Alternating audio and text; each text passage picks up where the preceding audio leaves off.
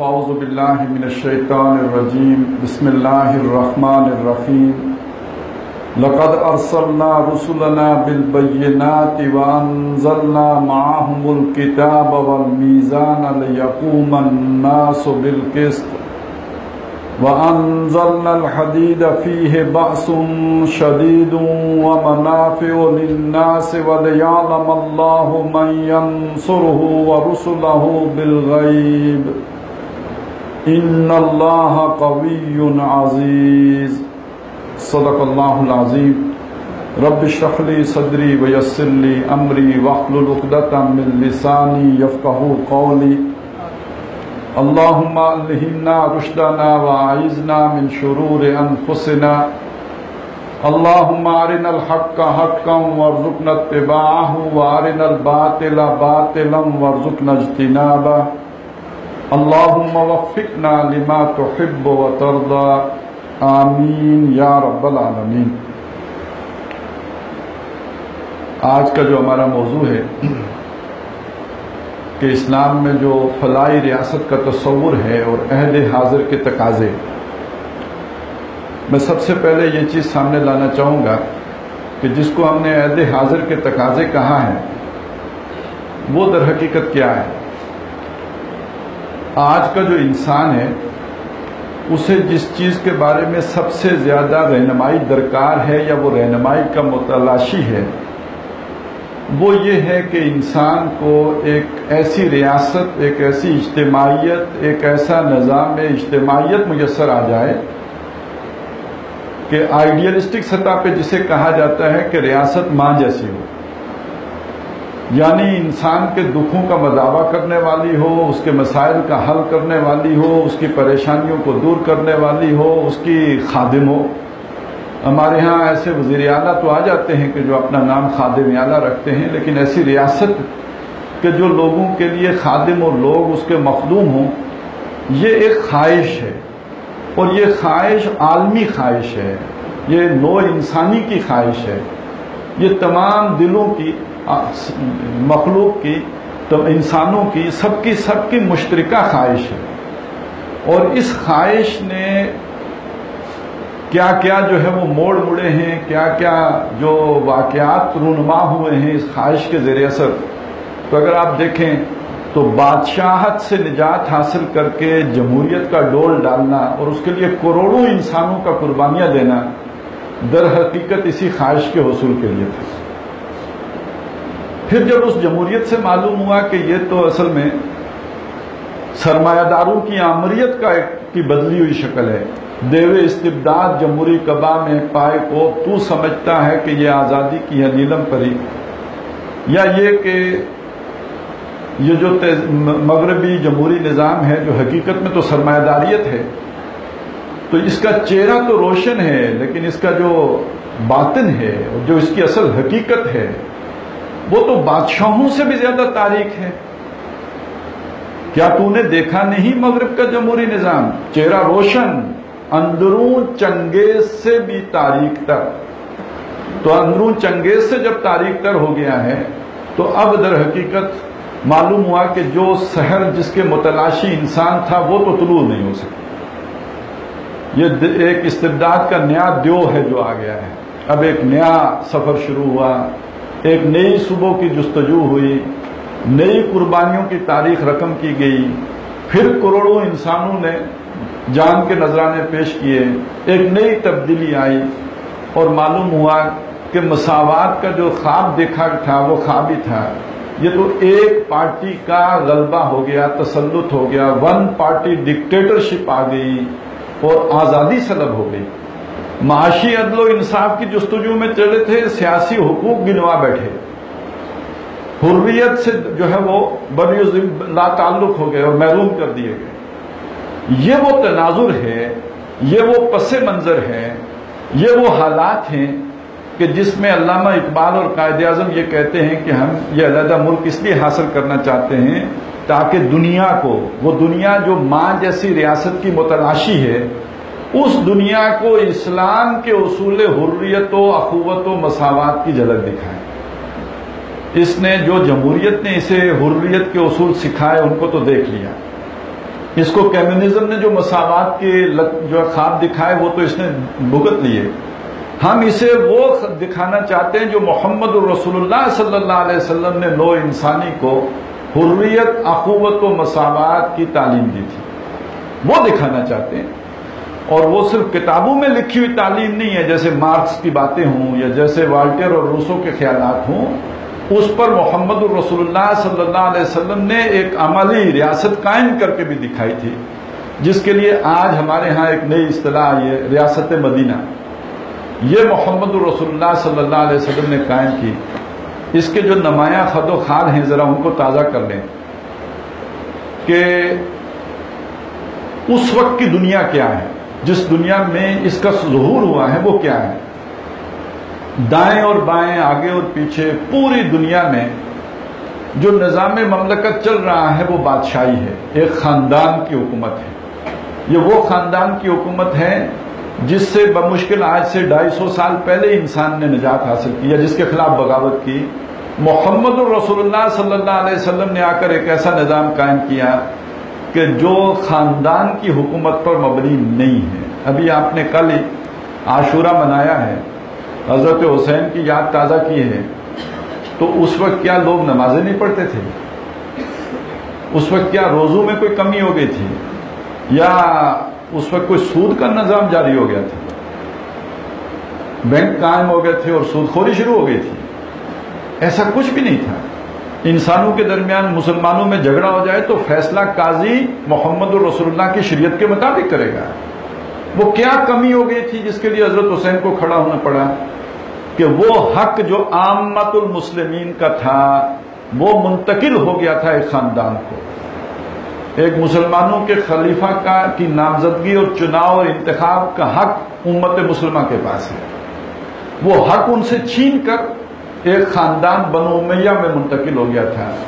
ان کی عائلہ جو فیصلہ کرے گی وہ در حقیقت بادشاہ ہوگا، عوام کو وہ ماننا ہوگا. یہ اتنا سارا فرق جس کے لیے نواسہ رسول نے اپنی جو ہے وہ جان قربان کر دی. تو محمد رسول اللہ صلی اللہ علیہ وسلم نے اس دور میں یوں سمجھ لیجئے کہ ایک عوامی خلافت کا تصور دیا ہے. اس سے پہلے خلافت شخصی تھی. جو نبی ہے وہ اللہ کا نمائندہ ہے، مامور ہے اللہ کی طرف سے. جس کو اللہ نے مامور کیا وہ اس کے ہوتے ہوئے کوئی اور کیسے خلیفہ بن جائے گا؟ محمد رسول اللہ پہ آ کے خلافت ختم ہو گئی. اب اللہ نے کسی شخص کو مامور نہیں کیا، ہاں اللہ نے ایک امت کو ضرور مامور کر دیا. کنتم خیر امت اخرجت للناس کذالک جعلناکم امۃ وسطا. اب ایک امت مامور ہو گئی ہے. هو اجتباکم، اس نے تمہیں چن لیا جیسے رسولوں کو چنتا تھا، آج تم چنے گئے ہو. اسی طرح ثم اورثنا الکتاب الذین اصطفینا من عبادنا، پھر ہم نے اس کتاب کا وارث ان لوگوں کو بنا دیا جن کو ہم نے چن لیا. تو یہ چنیدہ امت ہے بحیثیت مجموعی جو اللہ کی طرف سے معمور ہوئی ہے. خلافت اب اس کا حق ہے. یہ اپنے میں سے جس کو خلیفہ بنا دے گی وہ ہوگا خلیفۃ المسلمین. خلیفۃ اللہ نہیں، خلیفۃ اللہ نبی ہے. نبی کے بعد کسی آدمی کے پاس، کسی شخص کے پاس یہ حق نہیں ہے کہ وہ اللہ کا خلیفہ بن کر کھڑا ہو جائے. ہاں اگر اہل تشیع پہ کہیں وہ حکومت قائم ہو جائے کہ ان کا وہ امام بھی وہاں پہ موجود ہو جو ان کے تصور کی طرح جو ہے اللہ کی طرف سے مامور ہوتا ہے، مامور من اللہ ہوتا ہے، مطاع مطلق ہوتا ہے، تو وہ تو چونکہ اللہ کی طرف سے مامور ہوگا تو وہ اس کی امامت در حقیقت شخصی خلافت پر منتج ہوگی. لیکن جہاں تک اہل سنت کا معاملہ ہے تو یہاں تو امت کو اس مقام پر فائز کیا گیا ہے، لہذا وہ شخصی خلافت کا تصور ختم ہوا. اللہ کی خلافت منتقل ہوئی امت کو، اور امت نے اپنے اندر سے جس کو نامزد کر کے بنا لیا، انتخاب کر لیا جس کا، وہ خلیفۃ المسلمین ہے. اور چونکہ اس حق پر ڈاکہ ڈالا گیا تھا، امت کے اس حق پر، امت کو یہ حق دلانے کے لیے حضرت حسین رضی اللہ تعالیٰ عنہ کھڑے ہوئے تھے. تو اس کا مطلب یہ ہے کہ یہ جو سیاسی حق ہے اس پر جان بھی دی جا سکتی، اور اس کے لیے کوئی علیحدہ ٹرم اختیار کرنے کی ضرورت نہیں ہے کہ یہ شہید جمہوریت ہے یا شہید کمیونزم ہے. اگر وہ اللہ کی حاکمیت کو قائم کرنے کے لیے اور امت کا حق دلانے کے لیے ہو تو یہ مقتول فی سبیل اللہ ہی کراتا ہے. اور کامل انصاف بھی اسی سے ہو سکتا ہے. دیکھیے اگر نامزد کرنے کا اختیار کچھ خاص لوگوں کے پاس ہو تو اس کا مطلب یہ ہے کہ میری آزادی سلب ہو گئی ہے. مجھے تو جو 2 آدمی یا 3 آدمی یا 5 آدمی وہ نامزد کر کے دے دیں گے میں ان کو ہی منتخب کرنے پہ مجبور ہو گیا, کسی چھٹے آدمی کو میں منتخب کرنے کا حق ہی نہیں رکھتا, تو پھر میرے اور آپ کے حقوق برابر کیسے ہوئے؟ جس کو نامزد کرنے کا حق ہے پھر اس کے حقوق زیادہ ہو گئے. یہی وجہ ہے کہ دنیا نے خاندان کی نامزدگی کے نظام کو ختم کر دیا, بادشاہی کا نظام ختم ہو گیا. اس سے آگے جو دوسرا نظام آیا وہ بھی جابرانہ نظام سمجھا گیا جو کمیونزم میں آیا. وہاں کسی کو نامزد کرنے کا اختیار جو ہے جیسے خاندان میں اختیار عائلہ کے پاس ہوتا تھا, یہاں پر وہ اختیار چلا گیا کسی پریزیڈیم کے پاس, کسی پولٹ بیورو کے پاس, جیسے چائنا میں نظام ہے اب بھی ہے. کچھ لوگ ہیں, 5 لوگ ہیں, 7 لوگ ہیں, وہ 7 لوگ فیصلہ کریں گے کہ یہ 2 آدمی یا 1 آدمی جو ہے اگلی مدت کے لیے صدر ہوگا. اب عوام جو ہے اس کو لے کے چلیں گے, اسی کے حکومت میں رہیں گے. ایران میں علماء کی اگر کوئی کونسل فیصلہ, کوئی سپریم کمانڈر فیصلہ کر دیتا ہے یہ 2 آدمی ہیں, ان 2 آدمیوں سے ایک کو منتخب کر لو, تو سپریم کمانڈر کا اختیار باقی لوگوں کی نسبت زیادہ ہو گیا یا نہیں ہو گیا؟ چنانچہ زیادہ جو ایوالڈ, زیادہ ارتقاء یافتہ, ترقی یافتہ نظام دنیا میں وہ سمجھا جاتا ہے جہاں سیاسی پارٹیاں نہیں, سیاسی پارٹیوں کے کارکن فیصلہ کرتے ہیں کہ ہماری پارٹی کی طرف سے فلانا کینڈیڈیٹ ہے, اس کی نامزدگی لیڈرشپ نہیں کرتی. مطلب پاکستان میں کیا نظام ہے, نون لیگ ہے, تحریک انصاف ہے, یا یہ کہ کوئی پیپلز پارٹی ہے یا کوئی اور جماعت ہے, اس جماعت میں طریقہ نامزدگی کیا ہے؟ پارٹی کا سربراہ ٹکٹ تقسیم کرے گا, تو گویا اختیار پارٹی کے سربراہ کے پاس ہے. یہ بھی دقیانوسی نظام ہے, یہ کوئی ماڈرن سسٹم نہیں ہے. اس کے مقابلے میں آپ امریکہ میں دیکھیں تو کیا نظام ہے, وہاں پارٹی کا سربراہ فیصلہ نہیں کرے گا, وہاں پہ پارٹی کے وہ ورکر جو پارٹی کو کنٹریبیوٹ کرتے ہیں, جو ٹائم لگاتے ہیں, خاص شرائط پوری کرتے ہیں, کمیٹڈ کارکن ہوتے ہیں, ان کے ووٹوں سے نامزدگی ہوگی. ریپبلکن کا امیدوار یہ ہے اور یہ کہ جو ڈیموکریٹ ہیں ان کا امیدوار یہ ہے, پھر وہ عوام میں جائے گا اور عوام ان 2 میں سے کسی ایک کو منتخب کر دیں گے. یہ زیادہ جو ہے اس کے اندر عوامیت ہے, اس کے اندر فیصلہ سازی نیچے تک چلی گئی ہے. یہ پارٹی سربراہ فیصلہ نہیں کرتا بلکہ نیچے سے فیصلہ ہو کے آتا ہے. اسی طرح ٹکٹوں کا معاملہ ہے, جہاں پہ پارلیمانی نظام ہو, جس علاقے میں یا جس جگہ کا ایک آدمی ایم این اے کھڑا ہو رہا ہے, وہاں کے پارٹی کارکن اگر فیصلہ کریں کہ یہاں سے ان 4 آدمیوں میں سے ہم اپنی پارٹی کے لیے فلاں آدمی کو منتخب کرتے ہیں کہ ٹکٹ اس کو دیا جائے, اور پارٹی پابند ہو کے ٹکٹ اس کو دے, تو یہ آپ کہیں گے کہ بات نیچے تک چلی گئی ہے, سب لوگ برابر ہو گئے. وگرنہ یہ کہ پارٹی کا سربراہ اگر نواز شریف ہے تو اس پارٹی کا عام کارکن اور نواز شریف برابر تو نہیں رہے تھے, اس نے نامزدگی کر دی. یہی معاملہ تحریک انصاف کا ہوگا, یہی پیپلز پارٹی کا ہوگا. تو پاکستان میں یہ والی جمہوریت تو آج تک ابھی نہیں آئی ہے. اس کو بہرحال ہر ایک پہ قیاس کرتے ہوئے آگے چلیں. میں جو بتانا چاہ رہا تھا کہ محمد رسول اللہ صلی اللہ علیہ وسلم نے نوع انسانی کو اس رخ پر آج سے 1500 سال پہلے ڈالا ہے, وگرنہ دنیا میں اس سے قبل اس طرح کا کوئی تصور تک نہیں موجود ہے. باقی یہ کہ جو معاشی سطح پر جو اصلاحات ہوئی ہیں, ایک موٹا اصول قرآن مجید نے دے دیا کہ لا یکون دولۃ بین الاغنیاء منکم, ایسا نہ ہو کہ تمہاری دولت تمہارے غنیوں ہی میں گردش کرتی رہے, اور جو ہمارے شوکت عزیز صاحب کہتے ہیں نا ٹرکل ڈاؤن, وہ نیچے نہ آئے, نیچے محرومی ہو, یہاں پہ جو ہے وہ لوگ جو ہے احتیاج کا شکار رہیں, بلکہ یہ کہ جو حقدار ہے اس کا حق پہنچاؤ. یہ حق تھا جو پہنچانے کے لیے رات کو حضرت عمر رضی اللہ تعالیٰ عنہ گشت کیا کرتے تھے. کوئی بھوکا تو نہیں سو رہا, کہیں احتیاج تو نہیں ہے. یہ بچہ رو رہا ہے, کیوں رو رہا ہے؟ بچہ اس لیے رو رہا ہے کہ اس کی ماں دودھ چھوڑانا چاہتی ہے تاکہ دودھ جب چھوٹ جائے گا تو وظیفہ مقرر ہوگا, اس سے پہلے وظیفہ مقرر نہیں ہو سکتا ہے. تو ریاست جب ماں جیسی ہے, بلکہ ماں سے بڑھ کر ہے, ماں بچے کو بھوکا رکھ رہی ہے خلیفہ برداشت نہیں کر پا رہا کہ بچہ بھوکا رہے، وہ جا کے نیا آرڈیننس جاری کرتا ہے کہ اب جو ہی بچہ پیدا ہوگا اس کا وظیفہ شروع کرتا ہے۔ تو وہ جو میں اس سے جو چیز آپ کے سامنے رکھنا چاہتا ہوں کہ آج انسان کی جو عالمی خواہش ہے کہ ریاست ماں جیسی ہو، اس کے عین مطابق محمد رسول اللہ صلی اللہ علیہ وسلم کے ذریعے سے اللہ تعالیٰ نے ایک ماں جیسی ریاست قائم کر کے مدینے میں دکھا دی۔ تو جب ہم کہتے ہیں فلاحی ریاست، جب ہم کہتے ہیں مدینے کی ریاست، تو اس سے مراد جو ہے داڑیاں ناپنا نہیں ہوتا ہے، اس سے مراد لوگوں کی پیٹھوں پہ کوڑے مارنا نہیں ہوتا ہے، اس سے مراد ایک خاص طرح کی ذہنیت نہیں ہوتی، اس سے مراد ہوتی ہے ایک ویلفیئر سٹیٹ، ایک جو ہے وہ سوشل ویلفیئر سسٹم کا تصور، ایک سوشل جسٹس کا تصور۔ یہ ہے کہ جو ایک ماڈرن سٹیٹ کے ایمز ہیں آج، اور آپ یہ یقین رکھیں کہ رسول سے زیادہ جدیدیت کسی میں نہیں ہوتی۔ یہی وجہ ہے تمام رسولوں کو انکار کیا ہے ان کے جو بھی طبقہ تھا وہاں کا، روایت پسند طبقے نے۔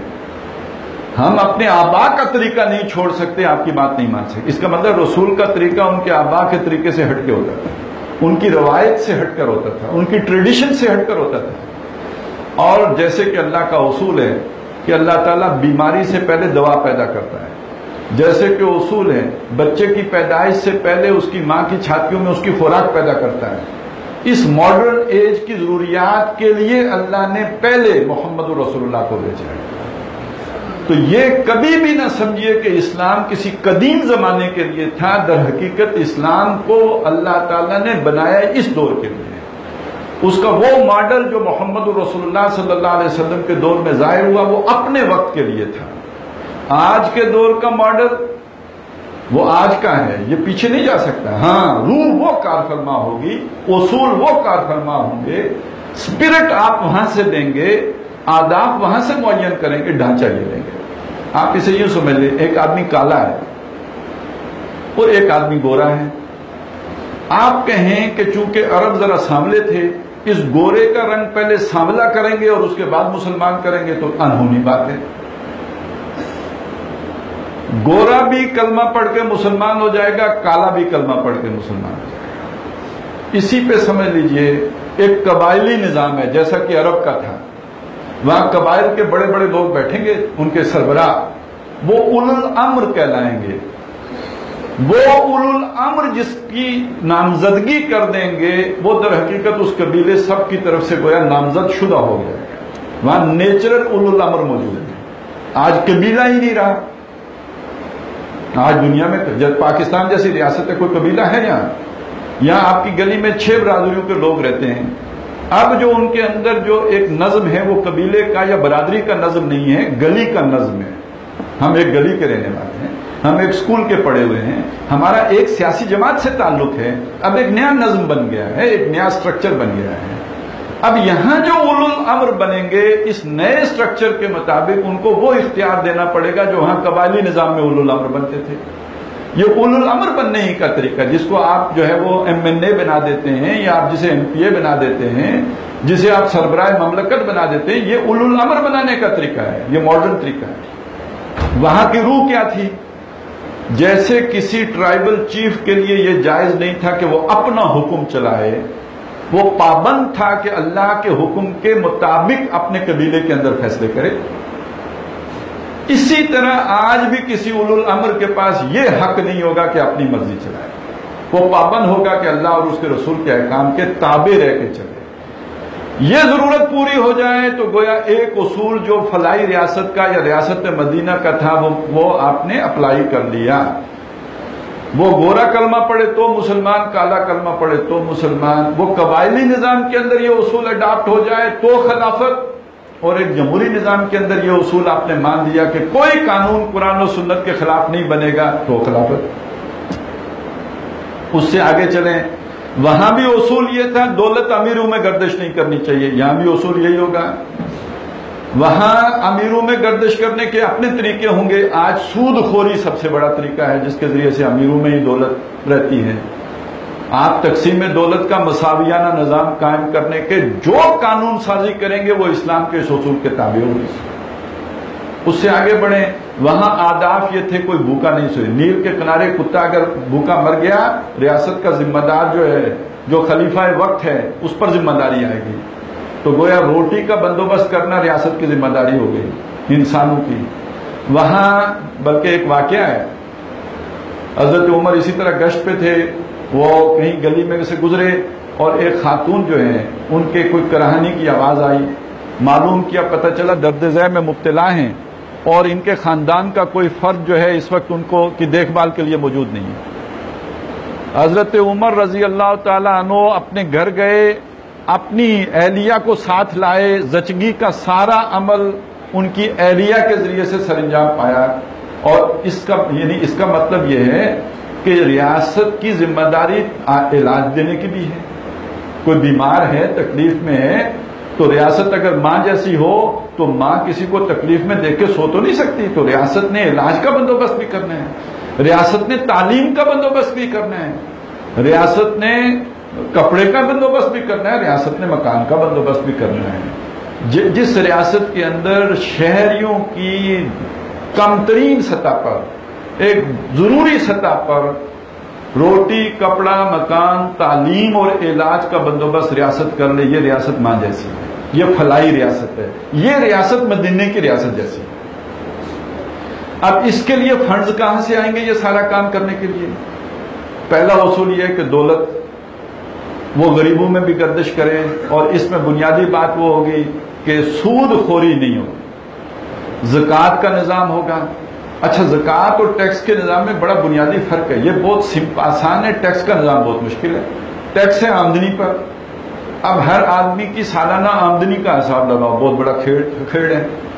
زکوٰۃ ہے آپ کے موجود مال پر، ریاست کو اس سے کوئی غرض نہیں اس سال آپ کو نفع ہوا تو کتنا ہوا یا نقصان ہوا تو اس وقت آپ کے پاس اتنا مال موجود ہے جس پر زکوٰۃ لگ سکتی ہے، لائیے زکوٰۃ دیجیے۔ اچھا، یہ بھی اموال ظاہرہ پر ہوگی، وہ مال جو آپ کی دکان پر موجود ہے، آپ کے کارخانے میں موجود ہے، ظاہراً نظر آتا ہے، وہ مال جو آپ نے گھر میں رکھا ہوا ہے، سونے چاندی کی صورت میں ہے یا روپے پیسے کی صورت میں ہے، یہ اموال باطنہ ہیں، ان پر زکوٰۃ دینا آپ کا اپنی ذمہ داری ہے، ریاست آپ سے نہیں لے سکتی، وہ ریاست کو پتہ ہی نہیں ہے، وہ آپ کے گھر پہ چھاپے مارے گی، یہ تو آپ جانے، آپ کا خدا جانے۔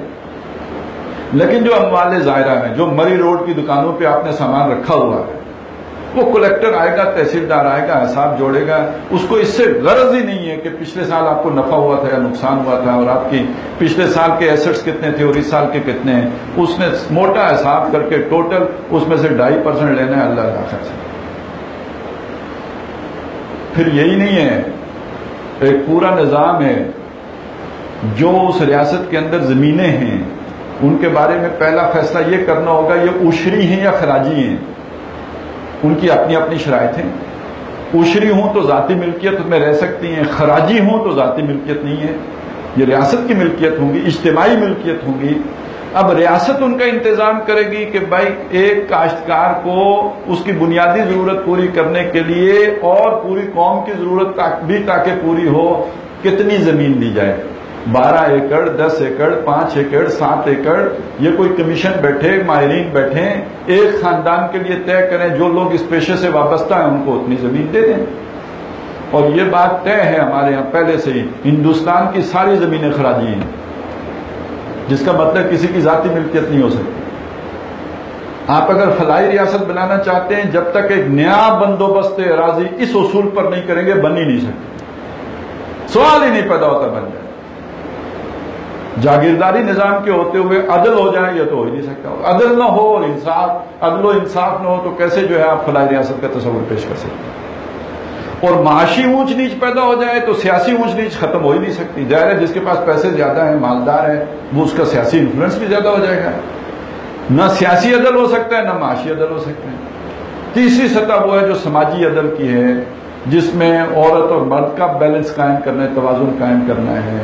اچھا، جو یہ ذات پات کے جو فرق آ جاتے ہیں، یہ برہمن ہے، یہ شودر ہے، یہ سارے فرق مٹانے ہیں۔ اس کے لیے اصول کیا ہے؟ سب کا مال جو ہے خالق اللہ ہے، اور سب کے والد حضرت آدم اور والدہ اماں ہوا ہیں، تو جب والدین ایک ہیں اور بنانے والا ایک ہے، خالق ایک ہے، تو اونچ نیچ کدھر سے آئے؟ ہندوؤں نے اگر اونچ نیچ کا تصور دیا ہے تو انہوں نے پھر یہ بھی تو تصور دیا نا کہ کچھ لوگ جو ہے وہ دماغ سے سر سے پیدا ہوئے ہیں، کچھ پاؤں سے پیدا ہوئے ہیں. تو ظاہر ہے جو سر سے پیدا ہوا، سر اونچی جگہ ہے، پاؤں نیچی جگہ ہے، ان دونوں میں بھی فرق ہو جائے گا. لیکن جب سب کا بنانے والا ایک اللہ اور سب کو پیدا کیا اس نے آدم اور حوا سے، اب اونچ نیچ کے سارے تصورات ختم ہو جائیں گے. یہ ساری چیزیں ختم کرنے کے بعد فلاحی ریاست قائم ہوتی ہے، اس کے بغیر نہیں. اور آج جس دنیا میں ہم رہ رہے ہیں، اگر آپ نے دنیا کو اسلام کی دعوت دینی ہے، اگر آپ نے دنیا کے سامنے اسلام کا جو ہے کو اٹریکٹیو بنا کے پیش کرنا ہے، تو آج کی دنیا بحثیت مجموعی نمازوں سے تو اٹریکٹ نہیں ہوگی، آپ کی داڑھی کی لمبائی سے بھی نہیں ہوگی، آپ کے جبے کبے سے بھی نہیں ہوگی، آپ کی دستاروں سے بھی نہیں ہوگی. دنیا کیا ہوگی؟ خود آپ اپنے لوگ مذاق اڑاتے ہیں. دستار کے ہر پیج کی تحقیق ہے لازم، ہر صاحب دستار معزز نہیں ہوتا. اور مجھے اور بھی کرتی ہے بیگانہ تجھ سے، اللہ کو مخاطب کر کے شاعر کہتا ہے، مجھے اور بھی کرتی ہے بیگانہ تجھ سے، یہ جبہ، یہ ریش، یہ دستار واعظ. یہ انگریز کسی کا شعر تو نہیں ہے، اور یہ اس 9/11 کے بعد کا تو شعر نہیں ہے، یہ تو بہت قدیم بات ہے.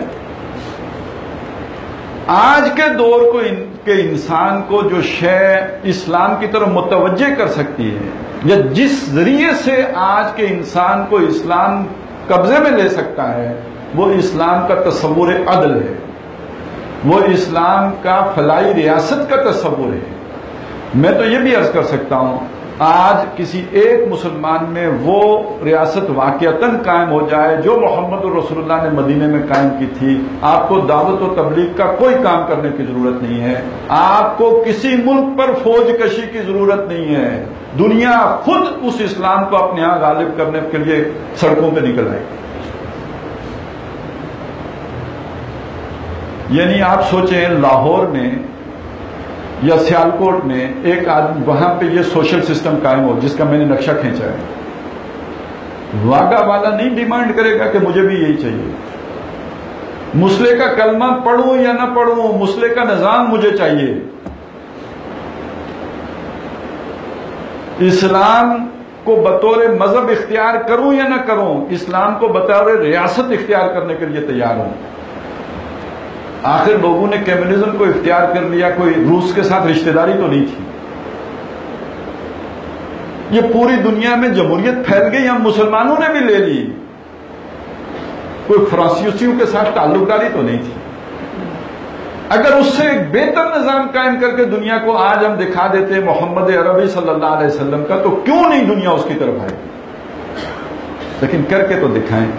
پر حادثہ یہ ہوتا ہے کہ اس طرف آنے کے لیے کوئی تیار ہی نہیں. ذرا تھوڑا سا جب رغبت ہوتی ہے تو مست رکھو ذکر و فکر صبح گائی میں سے، پختہ تک کر دو مزاج خانقاہی میں سے، وہی شیطان کا پرانا حربہ چل جاتا ہے. بہرحال یہ جو ساری بات ہے یہ کوئی اضافی بات نہیں ہے، یہ کوئی نفلی بات نہیں ہے، یہ محض ایک لوگوں کی خدمت کی بات نہیں ہے، بلکہ یہ کہ قرآن مجید کی تعلیمات کا نچوڑ یہ محمد رسول اللہ صلی اللہ علیہ وسلم کی مقصد بعثت اس کے لیے 3 مقامات ہیں قرآن مجید میں جہاں نبی اکرم صلی اللہ علیہ وسلم کا مقصد بعثت بیان ہوا، اور وہاں فرمایا کہ ہم نے ان کو اس لیے بھیجا تاکہ وہ دین حق جو وہ لے کر آئے ہیں، عادلانہ نظام، وہ دین حق پوری زندگی کے اوپر، زندگی کے تمام پہلوؤں پر، زندگی کے سارے گوشوں میں، زندگی کے سارے حصوں میں، یعنی سیاست میں، معیشت میں، اس کی سماجی نظام میں، ہر جگہ پہ اللہ کی دین کی وہ تعلیمات جو ہیں وہ غالب ہو جائیں. اس لیے بھیجا محمد رسول اللہ صلی اللہ علیہ وسلم لِيُظْهِرَهُ عَلَى الدِّينِ كُلِّهِ وَاللَّهُ كَرِهَ الْمُشْرِكُونَ. خواہ مشرکوں کو جو اس معاشرے کا مفاد یافتہ طبقہ ہے، خواہ ان کو یہ بات کتنی ناگوار کیوں نہ ہو، محمد رسول اللہ اس لیے آئے. یہ جو آیت میں نے کیا ہو گیا،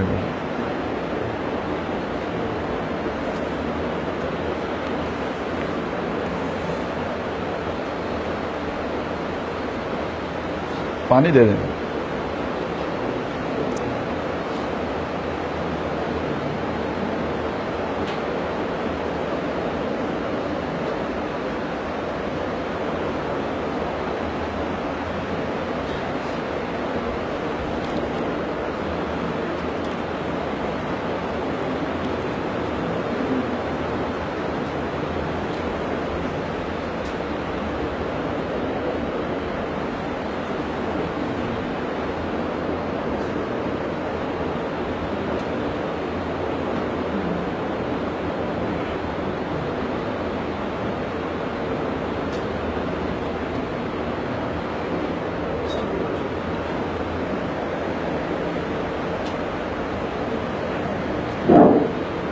بسم اللہ اول و آخرہ. یہ جو میں نے شروع میں آیت تلاوت کی تھی سورہ حدید کی آیت نمبر 25، اس میں سارے رسولوں کا مقصد بعثت بیان ہوا. فرمایا ہم نے تمام رسول بھیجے، انہیں معجزے دیے، انہیں کتابیں دی، انہیں ایک میزان بھی دی. اور یہاں میزان سے مراد ہے وہی دین حق، وہی نظام عدل اجتماعی جو توازن قائم کر دے. میزان توازن قائم کرنے والی شے ہے جو سرمایہ اور محنت کے درمیان توازن قائم کر دے، جو فرد اور اجتماعیت کے درمیان توازن قائم کر دے، جو عورت اور مرد کے درمیان توازن قائم کر دے. یہ متوازن دین جو حقوق و فرائض کے درمیان توازن قائم کر دے. جہاں جہاں حقوق و فرائض ہوتے ہیں، میاں بیوی کے حقوق و فرائض ہیں، استاد و شاگرد کے حقوق و فرائض ہیں، اولاد اور والدین کے حقوق و فرائض ہیں، تو جہاں جہاں حقوق و فرائض ہیں وہاں پہ ایک توازن ہو. جیسے حقوق ہوں ویسے فرائض ہیں. اسی کو دین کہا گیا. دین کا معنی ہوتا ہے عدل کا بدلہ، یعنی جیسے آپ پر ذمہ داریاں ہوں ویسی آپ کے حقوق ملے. یہ نہیں کہ آپ سے لدو بیل جیسا کام لیا جائے اور اس کے بعد آپ کو مہینے کے بعد 15,000 روپیہ دے کے تنخواہ دیا جائے. اسی کے مطابق آپ کو حق ملے، آپ کو حقوق ملے. یہ دین ہے. تو دین حق جس میں پورا پورا حق و انصاف کے ساتھ عدل کا بدلہ ہو رہا ہو، یہی میزان ہے کہ جس میں توازن قائم کر دیا جاتا ہے. ان تمام جہاں جو دنیا میں عدم توازن کے نتیجے میں فساد پیدا ہوتا ہے، ظلم ہوتا ہے، اور جب یہ ظلم حد سے بڑھتا ہے اللہ ان قوموں کو ختم کرتا رہا. وہ قوم عاد ہو، قوم سمود ہو، وہ قوم فرعون ہو، یہ ساری قومیں جو اللہ نے ہلاک کی، کیوں کی؟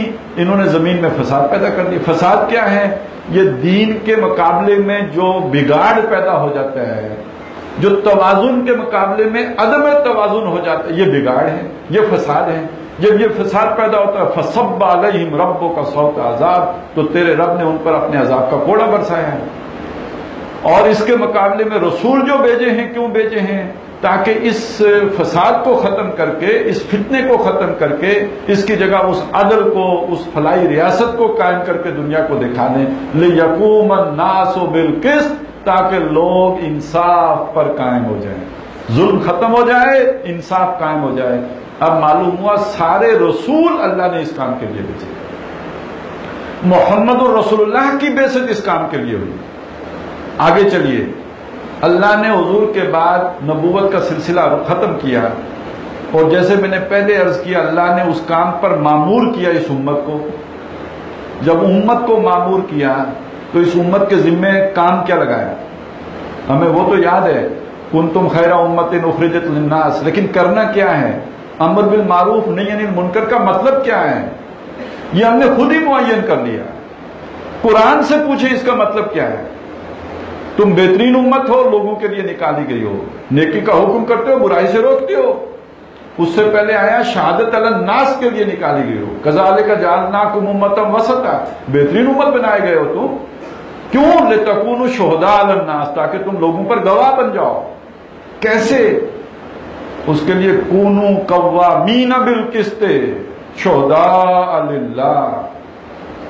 دیکھیں نا، سورہ بقرہ میں آ گیا امت وسط، سورہ آل عمران جو اس کے بعد ہے اس میں آ گیا خیر امت، اس کے بعد سورہ نساء ہے. اسی امت کا مقصد بیان ہو رہا ہے ایک نئی انداز میں. وہ یہ ہے کہ تم لوگوں کی طرف جو ہے جو بھیجے گئے ہو، تم اللہ کی طرف سے انصاف قائم کرنے والے بن کے کھڑے ہو جاؤ. کونوا قوامین بالقسط، قوام وہی الرجال قوامون علی النساء. قوام قائم سے ہے، قوام بہت قائم کرنے والا. کس کو؟ بالقسط، انصاف کو. شہداء للہ، اللہ کی طرف سے گواہ ہوتے ہوئے. کیوں؟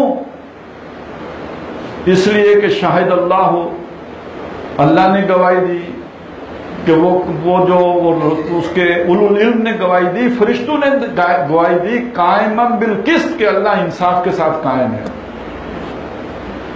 تو یہ اللہ کے گواہ تم کب بنو گے؟ اللہ نے تمہیں معمور کیا ہے، تم انصاف قائم کرنے والے بنو گے تو اللہ کے گواہ بنو گے. جیسے رسولوں کو اللہ نے بھیجا ہے، وہ کیوں بھیجا؟ لِيَقُومَ النَّاسُ بِالْقِسْطِ، تاکہ لوگ انصاف پر قائم ہو جائیں. تو رسول وہ قائم کر کے دیں گے تو وہ انصاف پر قائم ہوں گے. اب اللہ نے رسولوں کے بعد تمہیں کھڑا کیا ہے تم اللہ کے لیے گواہ ہوتے ہوئے انصاف کے قائم کرنے والے بن کر کھڑے ہو جاؤ. الفاظ کے تھوڑے بہت فرق کے ساتھ یہی مضمون جو ہے سورہ مائدہ میں بھی آیا ہے. پھر اس کی تشریح ہے سورہ مائدہ میں بھی، سورہ نساء میں بھی. سورہ نساء میں فرمایا تم انصاف کے قائم کرنے والے بن کے کھڑے ہو جاؤ اللہ کی طرف سے گواہ ہوتے ہوئے. وَلَوْ عَلَىٰ أَنفُسِكُمْ خواہ اپنا نقصان کر بیٹھو، اول والدین کا نقصان ہو جائے، والاقربین رشتہ داروں کا نقصان ہو جائے. إِن يَكُنْ غَنِيًّا أَوْ فَقِيرًا، جس کے خلاف گواہی دے رہے ہو وہ غنی ہو، امیر عسر و رسوخ والا آدمی، یا فقیر محتاج، کیونکہ اس کی محتاجی بھی رکاوٹ بن سکتی ہے، ترس آ سکتا ہے کہ یہ تو پہلے ہی ستیہ ناش ہے. تو میں نے اگر انصاف کر دیا جو ٹکڑا اس کے پاس ہے، ایک آدمی ہے 10 دن کا بھوکا، لیکن جو روٹی اس کے پاس وہ ایک لے کے آ گیا ہے وہ چوری کی ہے، اور جس کی چوری کی ہے وہ مدعی بن کے آگے آپ کے پاس. اب آپ اگر یہ انصاف فرمائیں کہ یہ 10 دن کا بھوکا ہے تو وہ تو چوری کسی اور کی کر کے لایا ہے. انصاف کا تقاضا یہ ہے کہ وہ جس کی ہے اس کو لوٹا دی جائے. ہاں اس کو اپیل کی جا سکتی ہے کہ اس بھوکے کو دے دو، اس کے پاؤں پکڑا جا سکتا ہے کہ آپ اس کو دے دو یار. لیکن جب آپ انصاف کرنے کے لیے کھڑے ہوں تو نہ بھوکے کو دیکھیں، نہ ننگے کو دیکھیں، نہ امیر کو دیکھیں، نہ غریب کو دیکھیں. کونوا قوامین بالقسط شہداء للہ وَلَوْ عَلَىٰ أَنفُسِكُمْ أَوِ الْوَالِدَيْنِ وَالْأَقْرَبِينَ إِن يَكُنْ غَنِيًّا أَوْ فَقِيرًا وَاللَّهُ أَوْلَىٰ بِهِمَا، اللہ ان دونوں سے زیادہ حقدار ہے کہ تم اس کا خیال کرو، اس کے لیے کھڑے ہو نہ کہ ان کے لیے کھڑے ہو. اور سورہ مائدہ میں فرمایا لا یجرمنکم شنآن قوم علی الا تعدلوا اعدلوا هو اقرب للتقوی. کسی قوم کی مخالفت، اس کی دشمنی، اس کے ساتھ جو تمہاری عداوت اور ضد ہے، وہ ضدم زدہ ہے، کہیں وہ تمہیں اس بات پر آمادہ نہ کر دے کہ تم انصاف کا دامن ہاتھ سے چھوڑ بیٹھو. یعنی سورہ نساء میں کسی کی محبت کی وجہ سے انصاف نہ چھوڑ دو، سورہ مائدہ میں بتایا کسی کی دشمنی اور نفرت کی وجہ سے انصاف نہ چھوڑ دو. اعدلوا، عدل سے کام لو، وہ اقرب للتقوی، یہ تقوی کے زیادہ قریب ہے. آپ متقی بننا چاہتے ہو خاص وضاقتہ سے نہیں بنو گے، انصاف کے لیے کھڑے ہوگے تو متقی بنو گے. اور محمد رسول اللہ صلی اللہ علیہ وسلم سب سے بڑھ کر متقی تھے، سب سے بڑا انصاف محمد رسول اللہ نے قائم کیا ہے. تو یہاں تک یہ بات واضح ہو گئی. نمبر 1، سب سے پہلی فلاحی ریاست محمد رسول اللہ نے قائم کی، جب نوع انسانی کو ابھی معلوم بھی نہیں تھا، خواہش بھی نہیں تھی. اور آج کا انسان اس کی خواہش رکھتا ہے. اگر کسی مسلمان ملک میں وہ والی ریاست کا ایک جھلک ہی نظر آ جائے تو دنیا اسلام پر ٹوٹ پڑے. حملہ کرنے کے لیے نہیں، قبول کرنے کے لیے. ٹوٹی ہوئی تو اب بھی ہے لیکن حملہ کر رہی ہے، درگت بنا رہی ہے، لیکن اس صورت میں لپک کر قبول کرنے کے لیے ٹوٹے. دوسری بات یہ ہے کہ یہ کوئی محض خدمت خلق کا کام نہیں ہے، بلکہ مسلمانوں کا دینی فریضہ ہے. یہ میں نے آپ کے سامنے آیات کے حوالے سے یہ بات رکھی. اب اگلی بات کی طرف بھی آ جائیے. ہم جس ملک میں رہتے ہیں، یعنی ملک خداداد پاکستان، یہ ہم نے اللہ سے اسی وعدے پر حاصل کیا ہے کہ ہم مدینہ کی ریاست کا ماڈل دنیا کو دکھائیں گے. سیاق و سباق کیا ہے؟ جو ریاست محمد رسول اللہ نے قائم کر کے دنیا کو دکھائی تھی وہ ہمارے آباء و اجداد نے بدنام کر دی.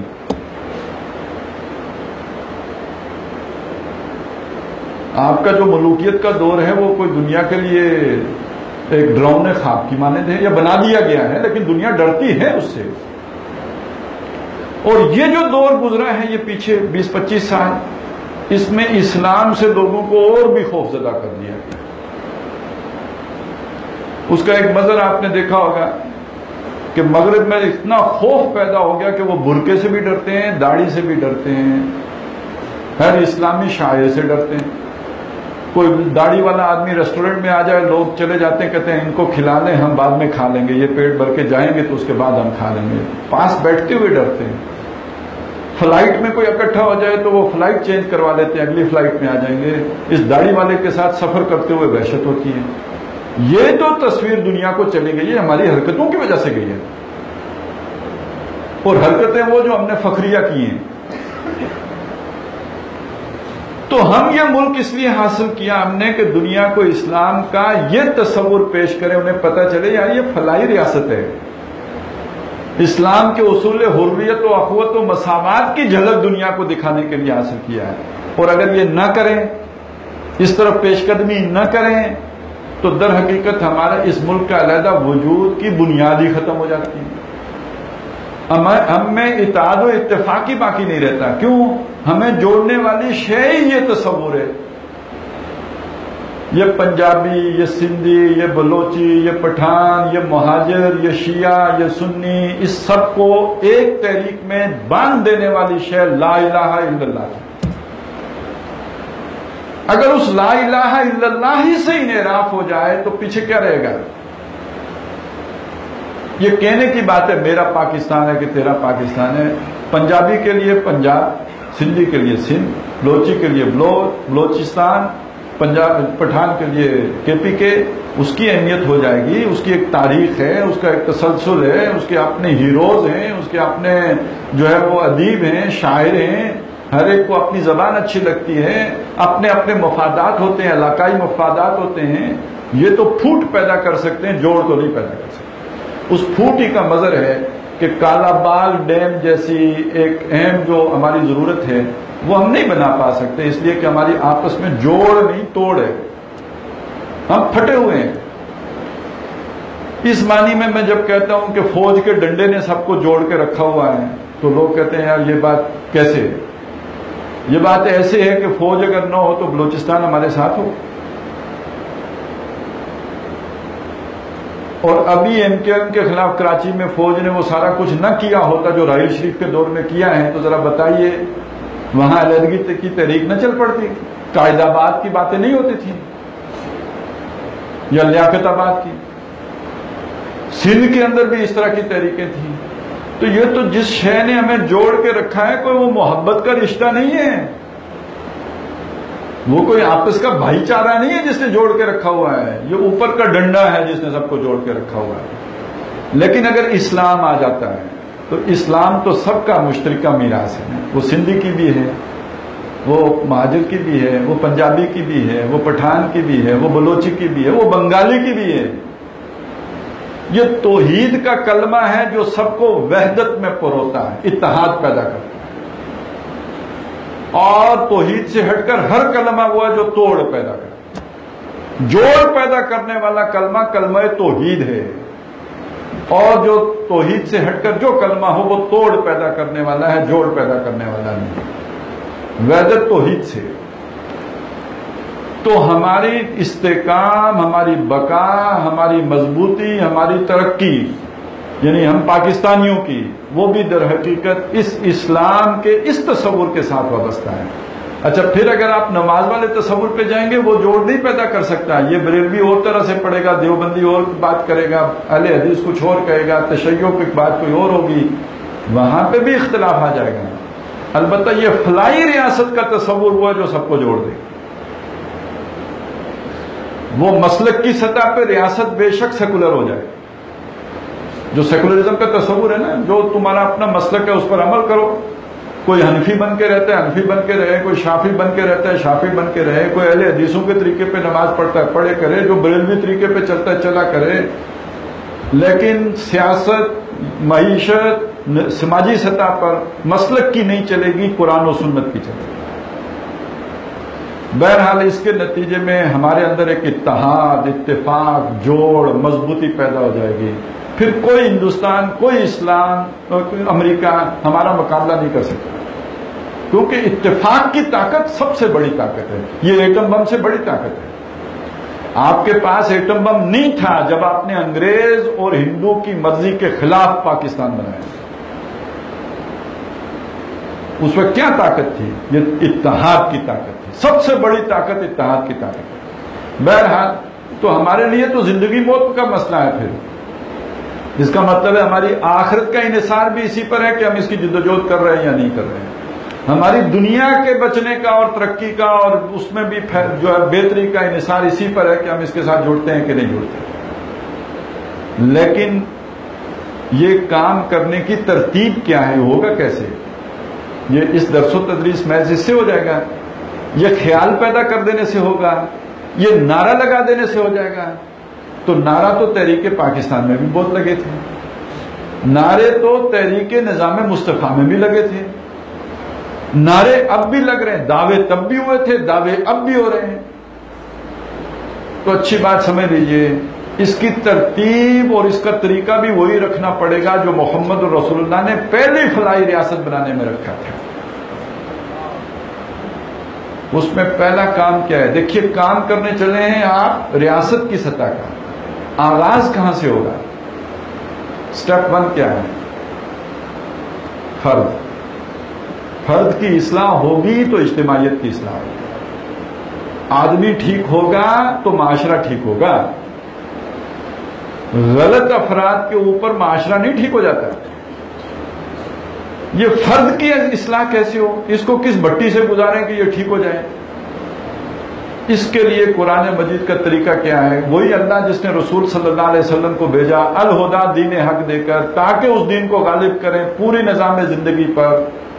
4 جگہوں پہ محمد رسول اللہ صلی اللہ علیہ وسلم کی افراد سازی کا طریقہ بھی قرآن نے بیان کیا ہے. آدمی کیسے بنائے انہوں نے؟ وہ الذی بعث فی الامیین رسولا منہم یتلو علیہم آیاتہ ویزکیہم ویعلمہم الکتاب والحکمہ. وہی اللہ جس نے مبعوث کیا امیوں میں سے ایک رسول جو انہی میں سے ہے, ان کو اللہ کی آیات پڑھ کر سناتا ہے, ان کا تزکیہ کرتا ہے, انہیں کتاب اور حکمت کی تعلیم دیتا ہے. یہ 4 کام ہیں تربیت کے جو محمد رسول اللہ نے کیے. انسان بدلنے کے کام, یہ انسان بدلنے کا کام ہے. جب قرآن مجید ایک فرد کے سامنے پڑھا گیا, اسے سنایا گیا, یا اس نے پڑھا, اس کو قرآن کے ساتھ جوڑا گیا, اس کا تعلق قرآن کے ساتھ قائم کیا گیا. یہ قرآن کیا چیز ہے؟ قرآن جیسے ہوتا ہے نا جی, بیج ہے پڑا ہوا زمین میں, زمین خشک پڑی ہے, بیج اس کے اندر پڑا ہے, اوپر سے بارش ہوئی, اس بارش نے اس بیج کو متحرک کر دیا, اس میں حرکت پیدا کر دی. اب اس سے وہ ایک سوئی نکلے گی, پھر وہ فصل تیار ہوگی. تو اصل کام کس نے کیا؟ بارش نے. پوٹینشیل زمین میں بھی اور بیج میں بھی موجود تھا, لیکن بارش کے بغیر اس میں حرکت نہیں پیدا ہو سکتی. بالکل اسی طرح انسان کے اندر اللہ نے ایک بیج رکھا ہے, اس بیج کا نام روح ہے.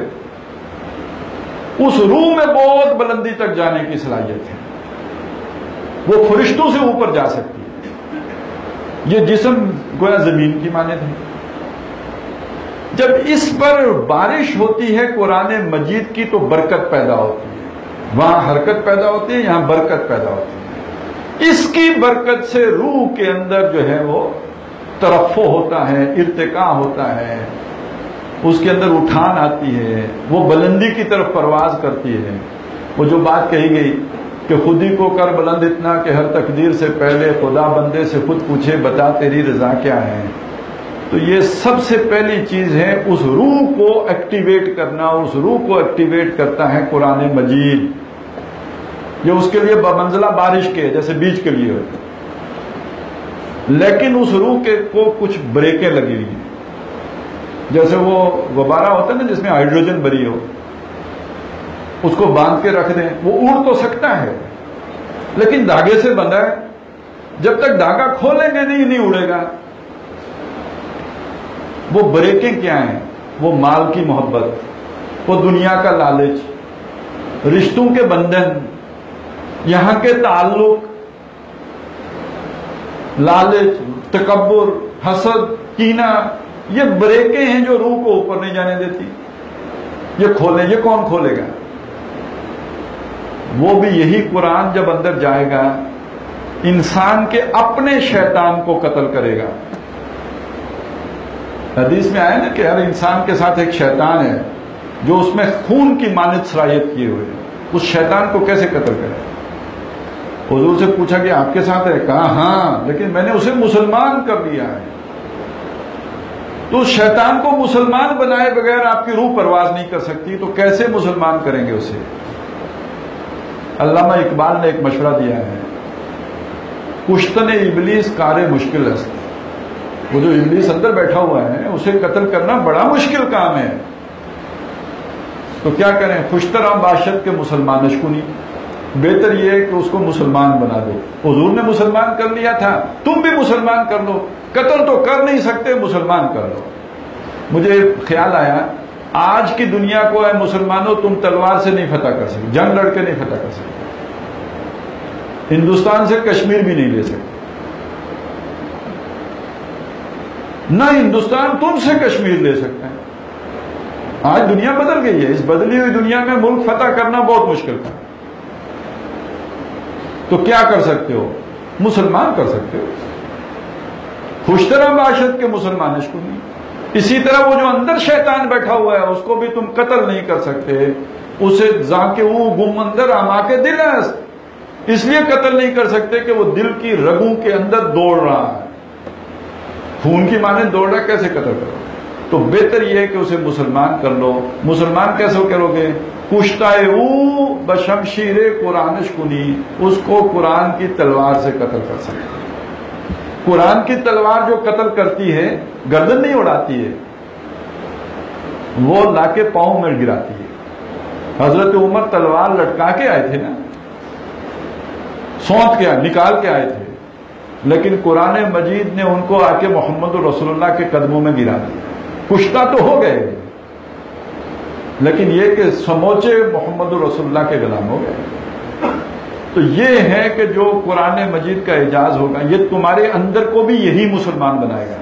باہر سے مسلمان ہو، اندر اگر مسلمانی نہیں ہے، انانیت ہے، تکبر ہے، حسد ہے، کینہ ہے، بغض ہے، لالچ ہے، ضد ہے، مال کی محبت ہے، حب جاہ ہے، اقتدار کی طلب ہے، شہرت کی خواہش ہے، اس سب کو ٹھیک کرنے والا، اس کو قتل کرنے والا، اس کو مسلمان بنانے والا، ان جذبات کو ارج ٹو ڈومینیٹ کو صحیح رخ دینے والا، یہ بھی قرآن مجید ہے۔ اس کے ذریعے سے اسے قابو کرو۔ یہ ہے وہ جو قرآن کی آیات کی تلاوت کے نتیجے میں تزکیہ ہوتا ہے انسان کا۔ یہ جب تزکیہ ہوتا ہے تو گویا فرد تیار ہو گیا۔ اب اس فرد کو مزید بھی تزکیہ کی ضرورت ہے، ابھی مکمل نہیں ہوا۔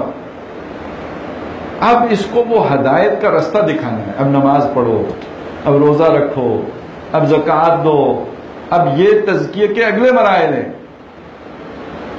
ضروری وہ آیات کی تلاوت کے نتیجے میں ہو گیا، اس کے بعد ایک ڈائریکشن بھی چاہیے۔ جیسے جب آپ کی فصل، اس کے بعد اسے پانی بھی چاہیے ہوتا ہے، اس کو بعض چیزوں سے آپ کو حفاظت بھی کرنی ہوتی ہے، پھر اسے کھاد بھی دینی ہوتی ہے۔ تو وہ ابتدائی طور پر تو بارش نے آ کے تو ایک کام تو کر دیا، لیکن اس کے بعد ابھی یہ کام مکمل نہیں ہوا۔ ابھی آپ نے نگہداشت کرنی ہے، اسپرے کرنے ہیں، بہت ساری چیزیں دیکھنی ہیں، مخالف چیزوں کو دور کرنا ہے، خارجی اثرات سے پاک کرنا ہے، تاکہ اسے بہتر ماحول پرووائڈ کرنا ہے تاکہ وہ صحیح رخ پر آگے بڑھ سکے۔ یہ دوسرا کام جو ہے یہ کتاب کی تعلیم ہے، نماز کیسے پڑھنی، روزہ کیسے رکھنا، اور اس کے ساتھ جب حکمت کی تعلیم شامل ہوگی تو ذہن کی تطہیر ہوگی۔ فرسودہ خیالات، گندے نظریات، جو طرح طرح کے دنیا میں مختلف جو تصورات پائے جاتے ہیں وہ سب چھٹتے چلے جائیں گے، ہر طرف توحید غالب ہوتی چلی جائے گی، ذہن پر آپ کی جو فکر پر، آپ کی سوچ پر توحید غالب ہو گئی۔ یہ تزکیے کی اگلی منزل ہے۔ یہ تمام منازل طے کرنے کے بعد بھی اب آپ اگر گندم جو ہے اس کو سردیوں کی بجائے گرمیوں میں بو دیں تو ہوگی، اور مکئی کی فصل سردیوں میں، بالکل اسی طرح اگر ماحول مطابق نہیں ہوگا تب بھی فرد کی وہ جو اٹھان ہے وہ مکمل نہیں ہو، جیسی فصل کو ماحول مناسب نہ ملے تباہ ہو جائے گی، اسی طرح وہ فرد اگر اسے مناسب ماحول نہیں ملتا، بے شک یہ سارا عمل جاری ہو تب بھی اس کا تزکیہ یا اس کا جو ترقی ہے یا جو اس کی روح کی بلندی ہے وہ مکمل نہیں ہو سکتی۔ وہ مناسب ماحول کس شے کو کہتے ہیں؟ وہ مناسب ماحول اجتماعی نظام کو کہتے ہیں۔ اگر اوپر اجتماعی نظام سیاسی سطح پر، معاشی سطح پر، سماجی سطح پر وہ توحید کی بنیاد پر قائم نہیں ہے تو یہ جو توحید کی فصل تیار ہوئی ہے یہ تو گویا یوں سمجھیے کہ آپ نے اس کو قید کر دیا ہے، اس کی بڑھوتری ہو ہی نہیں سکتی، وہ رک جائے گا۔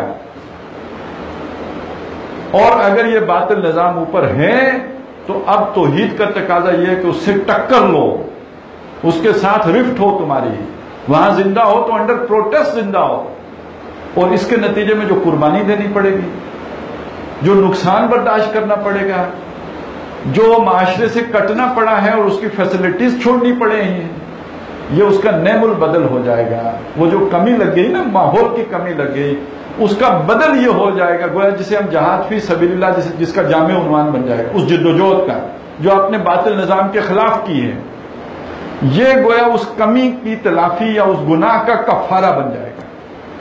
لیکن جب وہ نظام قائم ہو جائے تو وہ کمزور لوگ جو جدوجہد نہیں کر سکتے تھے، جو اس جہاد میں شریک نہیں ہو سکتے تھے، اب ان کے لیے بھی آسانی ہو گئی کہ گروہ کریں، ترقی کریں، آگے بڑھیں، ان کی روح بھی پرواز کرے۔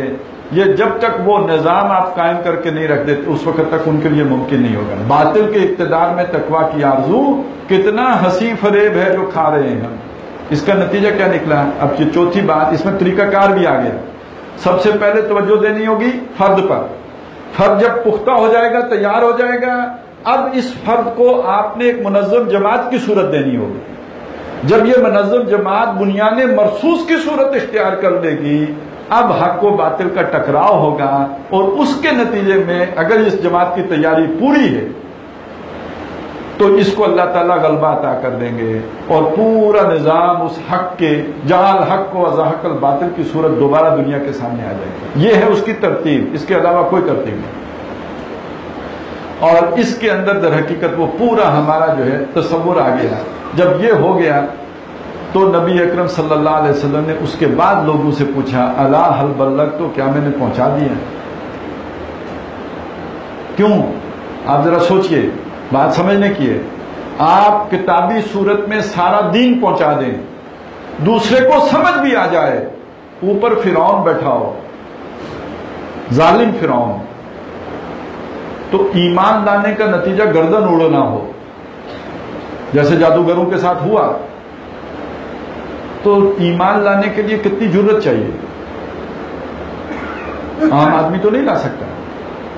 تو جب تک آپ اوپر سے ظلم کا خاتمہ نہیں کر دیتے، دین پر نہیں چلا جا سکتا۔ آج آپ کے معاشرے میں کتنے لوگوں کو معلوم ہے دین کا تقاضا کیا ہے، چلے کیسے؟ جب میں یہ مثال دیتا ہوں کسی کو اچھی نہیں لگتی، لیکن ہر آدمی اپنے اوپر تاریخ کر کے دیکھے، ذرا سوچیں، آپ میں سے کوئی SHO، تھانے دار، اور وہ یہ طے کرے کہ میں صرف اپنی تنخواہ پر گزارا کروں گا، اس کا نتیجہ کیا نکلے گا؟ وہ بچی کی شادی، اپنی بچی کی شادی اس طرح تو نہیں کر سکتا جس طرح اس کے بھائی نے کرائی ہے، کسٹم آفیسر صاحب نے جس طرح شادی کرائی ہے، اس طرح یہ SHO صاحب تو نہیں کرا سکتے۔ وہ اپنے بچے کی شادی اس طرح نہیں کرا سکتے، بلکہ وہ اپنا کچن بھی اس طرح نہیں چلا سکتے جس طرح محلے میں باقی لوگوں کا چل رہا ہے۔ یہ کرنے کے لیے ذرا اس ایمان کا اندازہ لگائیے جو SHO صاحب کو چاہیے۔ وہ جادوگروں جنہوں نے گردن کٹوائی تھی اس سے زیادہ ایمان چاہیے، تب اس پر قناعت ممکن ہے، کیونکہ اس کے پاس تو اختیار بھی ہے۔ میں اور آپ یہ تقوی اختیار کر لیں تو ہو سکتا ہے مجبور ہوں، اس کے پاس ڈنڈا بھی ہے، وہ جس سے چائے پیسے نکلوا دے، آ کے 2 مارے گا، وہ کہے گا بابا جی کتنے چاہیے۔ اختیار بھی ہو پھر، اور ضرورت بھی ہو، ایک طرف آپ کے پاس اختیار ہے، دوسرے پاس ضرورت ہے، پھر بھی آپ اپنے آپ کو روک کر رکھیں۔ یہ معمولی ایمان کی بات نہیں ہے، ٹنو ایمان چاہیے اس کے۔ اور اس تھانے دار کو اتنا اختیار کس نے دیا؟ اس نظام نے۔ اور اس تھانے دار کی ضرورت کے مطابق اس کی تنخواہ کس نے نہیں مقرر کی؟ اس نظام نے نہیں مقرر۔ آپ نے اگر اختیار اتنا دیا، ابھی ہم نے پڑھا دین کیا ہے، جو آپ کے فرائض ہیں اس کے برابر آپ کے حقوق ہیں، اگر آپ نے اختیار اتنا دیا ہے تو ویسی فیسلٹیز دینی ہوں گی، تب جا کے بیلنس قائم ہوگا۔ اختیار لامحدود ادھر اس کے گھر میں رکھ دی آپ نے احتیاج، کرپشن کیسے نہیں ہوگی؟ اس کے ایمان کا دھیلا کیسے نہیں ہوگا؟ یہ میں نے ایک طرح کی مثال دی. اب ذرا آ جائیے، ایک مزدور ہے، اس کے پاس اختیار تو کوئی نہیں، خواہشات اس کے دل میں بھی سب یہی ہیں، معاشرے میں یہی کچھ ہو رہا ہے، اس کے پڑوس میں بھی لوگ اسی طرح کر رہے ہیں، لیکن اس کے ہاں پراٹھا نہیں پک سکتا ہے. 700 روپے دہڑی لے کے کیا کرے گا؟ اب مجھے بتائیے کہ وہ اگر اس میں کوئی جان ہو اور عزائم بھی ہوں تو ڈاکو بن جائے گا یا نہیں بن جائے گا؟ اور اگر ادھر سے بچے گا، اتنی ضرورت نہیں ہے، وہ یا اس کا بیٹا یا اس کی بیوی یا کوئی ہو سکتا ہے چور بنی جائے.